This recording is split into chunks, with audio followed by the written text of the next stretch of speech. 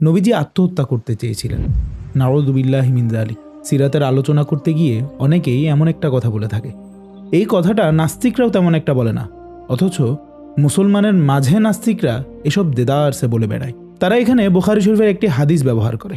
হাদিসটা প্রথমবার ওহী নাজিল হওয়ার পরের সময়ের। ওহী নাজিলের পর একটা সময় পর্যন্ত ওহী বিরতি ছিল।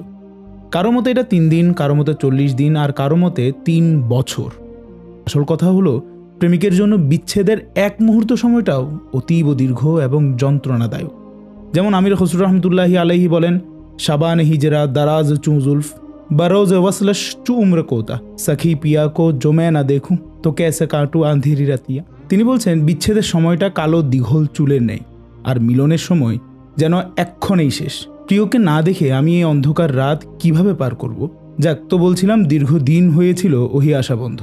সেই কবে একবার জিবরাইল আলাইহিস সালাম এসেছিলেন, শুনিয়েছিলেন প্রভুর প্রেমময় বাণী, করেছিলেন প্রভুর পক্ষ থেকে রসুলকে সত্যায়ন। এরপর থেকে আর কোনো বার্তা আসে না। এটা এমন অবস্থা যেখানে নিজ থেকে গিয়ে যোগাযোগের কোনো সুযোগ নেই। প্রভুর প্রেম আসলে কেমন সেটা পরিপূর্ণরূপে কেউ জানলে কেবল রাসূলুল্লাহ সাল্লাল্লাহু আলাইহি ওয়াসাল্লামই জানেন। প্রভুর বাণীর আসল স্বাদ কেমন তা পরিপূর্ণরূপে তিনিই আস্বাদন করেছেন। কিন্তু হঠাৎ প্রেমময় স্বাদ থেকে দূরে থাকার তীব্র যন্ত্রণা তাকে প্রতিনিয়ত ভাবাতে থাকে, একাকী কাঁদাতে থাকে।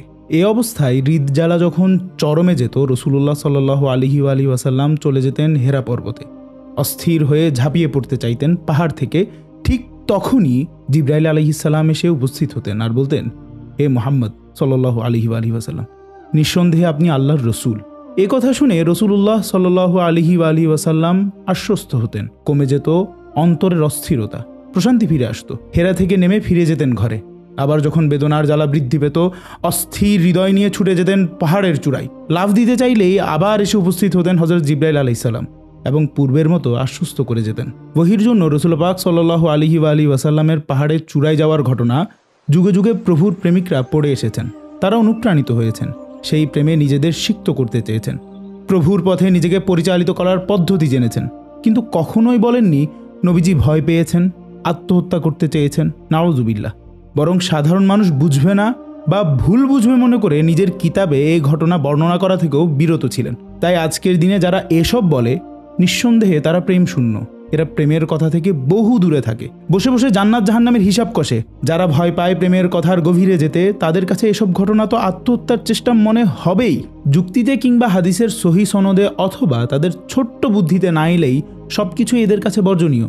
এরা শুধু খোঁজে কোন টপিক দিয়ে রাসূলুল্লাহ সাল্লাল্লাহু আলাইহি ওয়াসাল্লামের সুমহান সত্তাকে সাধারণের কাতারে নামানো যায়।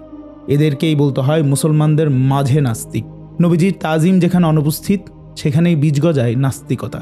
উল্লিখিত ঘটনাধারা কখনোই আত্মহত্যা উদ্দেশ্য ছিল না। জীবনের জোর দিয়ে আবারও আমি বলছি, উদ্দেশ্য মোটেই আত্মহত্যার ছিল না। তাহলে কি ছিল? আমি বলবো, রিসালতের সত্যায়ন বাণী বারংবার শোনাই ছিল আমার নবীজির উদ্দেশ্য। হৃদয়ের শান্তি পাওয়াই ছিল তার উদ্দেশ্য। তিনি তো জানতেন তিনি আল্লাহর রসুল।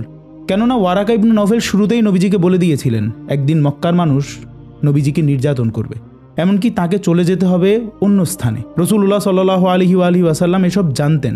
তিনি জানতেন তার অনেক কাজ বাকি। এটাও জানতেন যে নবী রসুলদের ওপর নির্দিষ্ট কিছু দায়িত্ব থাকে, যা শেষ না হওয়া পর্যন্ত আল্লাহ তাআলা তাদের মৃত্যুর স্বাদ আস্বাদন করান না।